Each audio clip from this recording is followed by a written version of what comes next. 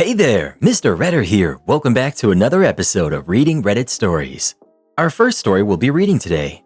My aunt lied about having a condition I struggle with. I finally confronted her and she wasn't happy about it. So some background. My aunt has this habit of copying literally everything people do and treating it like some weird competition. That includes illnesses. You mention having a cold, boom, she's sick the next day, and somehow it's way worse than yours. She'll be bedridden, can't eat, can't function, and then magically she's fine when the attention dies down. She also conveniently forgets that you were sick first. 6 months ago, I got diagnosed with an autoimmune disease. Doctors think I've had it for years, but it only got caught because it suddenly went from mildly annoying to life-ruining almost overnight. It's not fatal, but the pain is so bad that even walking to the store next to my apartment is almost impossible. My sleep is trash. My social life barely exists unless people come to me, and there's no cure. All I can do is take meds to slow it down and painkillers to make it somewhat tolerable.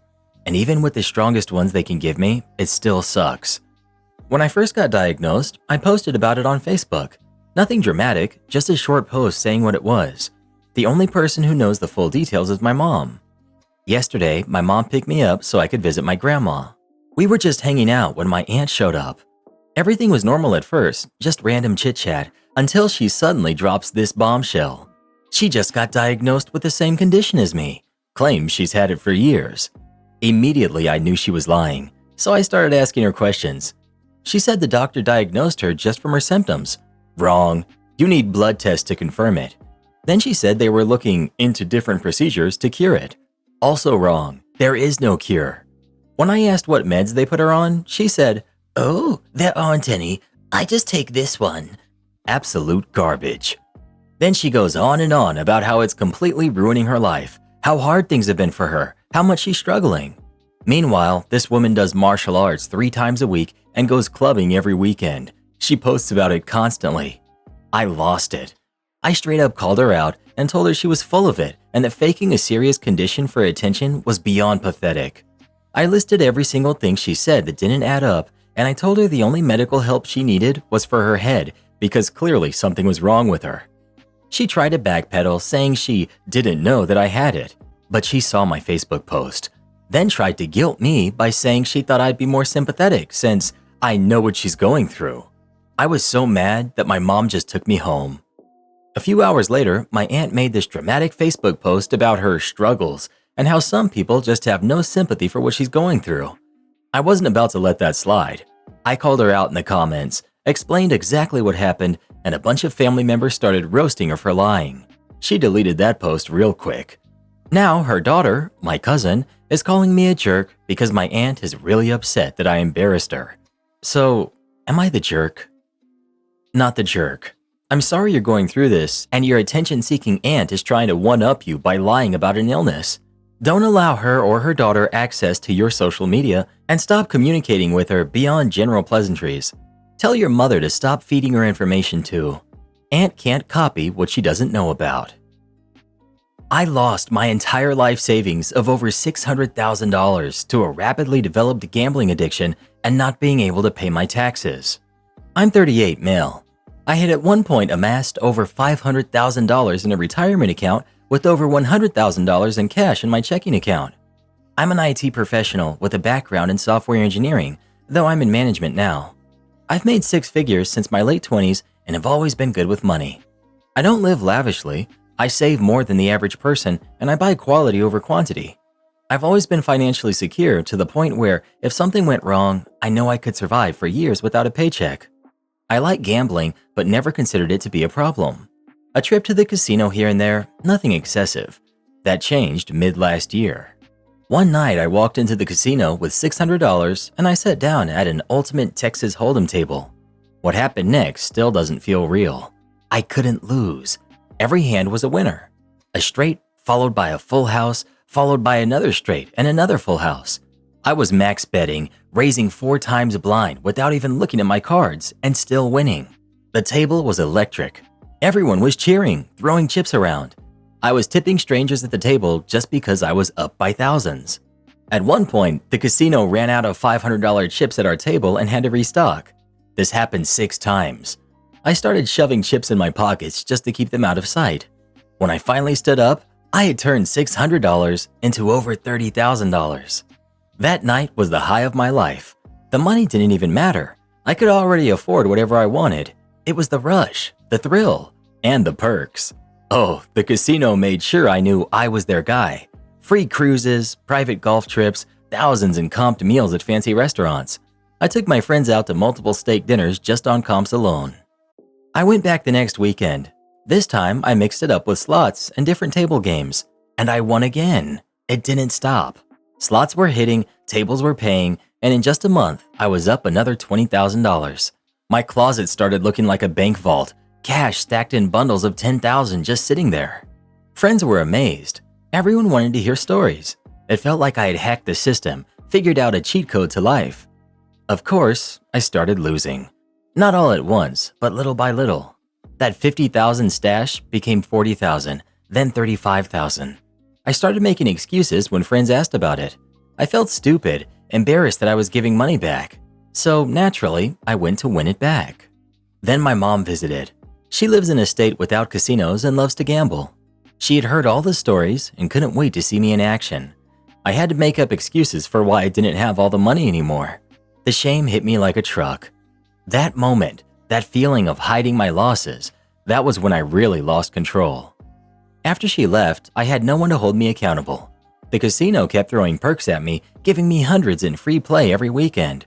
I told myself I was just going to collect the free play. But of course, I'd burn through it in minutes and start pulling out more. $3,000 at a time, sometimes $10,000. One day, my banking app hit me with a notification. You spent $30,000 less this month than last month.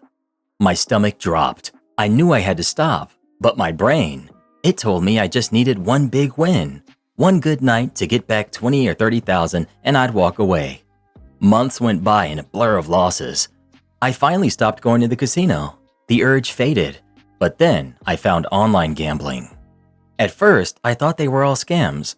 Then I found one that accepted US players. I deposited a few $100 and started playing from my bed. The convenience was dangerous. Too easy. No cash, no pit bosses, just a few taps on my phone and I was spinning slots. I lost my savings account. Every penny. I felt nothing, just numb. Then the reckless thoughts came. What's another $10,000 at this point? I used my credit card just to see if it would work. It did. So I maxed it out. Then I requested a limit increase. Got it. Maxed it out again. Still chasing that one big win, I pulled money from my Roth IRA. The wire transfer took 20 minutes. I was sweating, anxious, but also weirdly excited. Within hours, I had lost $10,000. Bills started piling up, so I told myself I'd withdraw from my IRA just to pay the bills. But I always took more than I needed and lost the rest. There were times I hit big, $100 into $20,000, $1,000 into $10,000, but it was never enough because I wasn't playing for money. I was playing for the feeling. Now, I have nothing. Retirement savings, gone. Checking account, empty. Credit card, maxed. All because I couldn't walk away when I was ahead. Gambling didn't just take my money. It took my confidence, my sense of control, my self-respect. It wasn't fun anymore. It was a sickness, and I let it win. I don't know where to go from here. I just know I can't keep doing this. I had everything, and now I have to start over. Am I the jerk for telling my fiance I would not take care of an English Bulldog if we got one? My fiance has always been around Bulldogs. They were his childhood pets, and naturally, he absolutely loves them. Some of his close family members are even part of the National Kennel Club. They show the dogs in competitions and they breed them, all properly registered with health testing, so definitely not backyard breeders. If we ever decided to get a Bulldog, it would most likely be a top-of-the-line dog with a championship bloodline. Now, I'm not a huge dog person to begin with, but I really don't like Bulldogs. There are a few reasons for that, but the main issue is that due to our work situation, I'd be responsible for almost all of the care. I'm totally willing to take care of and love a family pet, but I've made it clear that I don't want a Bulldog, and I'm not willing to provide the level of care they require. Here's a bit more on why I feel this way. First off, I just don't think Bulldogs are an ethical breed. I'm not on board with supporting their breeding, and I don't want to contribute to that market. They're pretty controversial, and I just don't feel comfortable owning one. Then there's the health stuff. They have a ton of issues, and the potential vet bills would be crazy. He argues that their breathing is perfectly fine, but I strongly disagree. Plus, we plan to move to a hot climate in the next 5 to 10 years, and bulldogs aren't really suited for that, since they're so heat sensitive. There's also the daily maintenance. They have skin folds, ears, and tails that need to be cleaned regularly. And guess who would be stuck doing that? Yep, me. I'm just not down for that level of responsibility. On top of that, they're not exactly active dogs.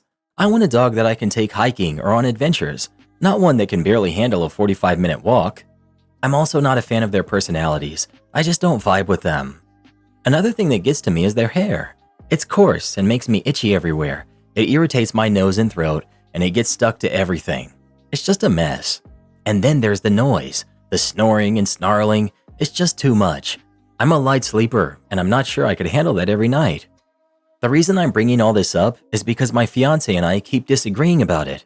Today, I told him that with him working long hours and me being home all the time, it wouldn't be fair to me or the dog to get one. I'm just not willing to take on that much daily care. I get that he loves the breed, but I don't think it's right to put all the responsibility on me just so he can have the dog that he had as a kid.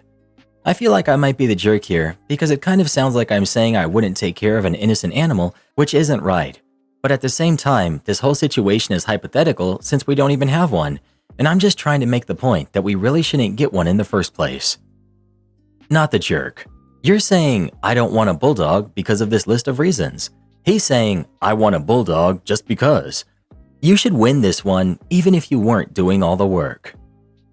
My husband's getting drinks with a coworker and I'm terrified. My husband, who's 35, and I, 34 female, have been together for 9 years and married for 5. The other day, he was showing me a video on his phone when a text popped up from a female name I didn't recognize. I asked him who it was, and he casually said she's a colleague from a company his company works with. His phone has text preview turned off, so I couldn't see what was said, but something about the situation felt off. Later that evening, while he was in the shower, my curiosity got the best of me. I know it's wrong, but I went through his phone to see what was going on. That's when I found out they've been getting coffee and lunch together during the weekday. Sometimes it was about work, sometimes not.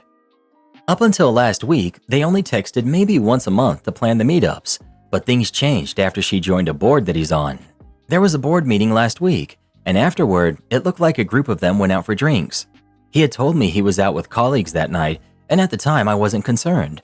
But after finding the messages, I saw that when he got home, he texted her to make sure she got home safe. He also told her he had a great time, but wished he had gotten more chances to talk to her instead of everyone else. The next morning, he texted her good morning and asked her to go out for drinks one-on-one next week. She agreed, and he responded that he couldn't wait. So of course, I looked her up. She's gorgeous, probably in her mid-20s, successful, and seems to have a lot of high-up connections in the community. I brought her up again later, trying to keep it casual, and asked more about their connection. He repeated that she's just a colleague and is helping him get connected with some exciting opportunities. I know he's been really focused on networking lately, and from what I could see, she does have a lot of professional ties that could be beneficial for his career. He's also an extremely social guy, always involved in professional groups, board work, and networking events. That's just how he is. But still, that text about wishing he had talked to her more, the good morning text, the one-on-one drinks. If this was just networking, why does it feel so personal? I don't want to jump to conclusions or start accusing him of something inappropriate, especially since my insecurity has been an issue in the past. We've worked hard to build trust, and I don't want to ruin our marriage by overreacting. At the same time, I can't shake this horrible feeling that he's walking the line of emotional cheating and could eventually take it further. Would this set off alarm bells for you? And how would you even bring it up without sounding accusatory and making things worse? I hate to break it to you, but if nothing else, he has a crush and is sliding straight into an emotional affair. Not knowing him, I couldn't say, but straight to physical would be some guy's response if she's reciprocating the interest. I have female friends, and I've never texted good morning. OP. It all seems so professional up until last week, but yes, he was the one reaching out to plan things and would occasionally steer the conversation away from work, asking how her day was, if she has any plans, saying they should do something together over the weekend, and she seemed to shut it down. But now, after last week, It seems like she's saying yes, and the text from both of them got much less professional with smiley faces, multiple exclamation points, that sort of thing. Update. Well, you were all right. I kept watching his texts without saying anything, hoping I was just being paranoid. But nope, he kept up those flirty text messages. Every morning he sent her a good morning text, telling her how much he couldn't wait to see her. Throughout the day, he was constantly messaging her, telling her how happy he was to hear from her. It was beyond casual. It was obvious. Then came the dinner and drinks. He told me it was just a work thing, nothing out of the ordinary. But based on what I saw in their messages afterward, it went exactly how I feared. Whatever hesitation she had before was gone. They're now openly setting the framework for their affair. They talked about keeping things private and making sure it stays out of work. She admitted she didn't like that he was married, but said she had developed feelings she couldn't ignore. And my husband? He told her he's always had feelings for her and that he couldn't resist her. At this point, I have no idea if anything physical has happened yet, but I'd be a complete idiot to assume it hasn't. The way they're talking, it's only a matter of time if it hasn't already. I thought I'd be heartbroken, but honestly, I'm just furious. All these years I spent with this man, all the trust I gave him, just for him to throw it all away like this? I've spent the last few days getting my affairs in order, making sure I have everything I need to walk away from this mess with as little damage to myself as possible, because I'm done. The moment I confront him, this marriage is over. I was an iPad kid, and I feel like I was robbed of normal childhood development. I grew up in a neighborhood where there wasn't a single other kid. Nobody was my age, so I was already isolated from the start. My parents got me an iPad the year it came out, and I must have been around 4 or 6 at the time. From that moment on, I was hooked. YouTube became my entire world. I spent whole days watching mindless content, sinking deeper and deeper into the screen. I never played sports, never had any real hobbies, and barely ever went outside. While other kids were running around, riding bikes, and making friends, I was glued to a screen, just YouTube and video games, day after day. There were times when I wanted to change. I saw videos of people playing basketball, doing parkour, or training in martial arts, and I wanted to try it too. I'd get excited about an idea, tell my parents, and ask if I could sign up for something. But it was always a no. Driving me somewhere was too much of a hassle. It was easier for them to just leave me alone with my iPad. And so, I stayed in my little room, overstimulated and wasting my childhood away. Because of this, I never developed real social skills. I was awkward, painfully shy, and I had no clue how to hold a normal conversation. My eyesight got so bad from staring at screens all day that I'm basically blind without my glasses now. When I try to remember my childhood, it feels like it passed in an instant, like nothing ever really happened, just a blur of screens and wasted time. The internet raised me, and it did a horrible job. By the time I got to high school, I was completely incapable of connecting with people. I couldn't hold a conversation, couldn't make friends, couldn't relate to anyone. I watched other kids laughing, making plans, and just existing together, and it made me want to cry. I had no idea how to be like them. It was like they spoke a language that I never learned. The few times I did try to talk to people, I could tell they were put off by me. I didn't understand social norms or body language. I pushed people away without even meaning to. I spent all 4 years of high school basically alone. I managed to make 2 friends, and that was it. I felt like I had been robbed of my teenage years. Everyone else was going to parties, dating, and forming memories, while I was stuck in my own head, completely disconnected from the world. Now, I'm still dealing with the fallout. My social skills have improved a lot, but there's still so much damage. I know there are things wrong with me that I haven't even figured out yet. I can't help but feel angry about everything I missed out on.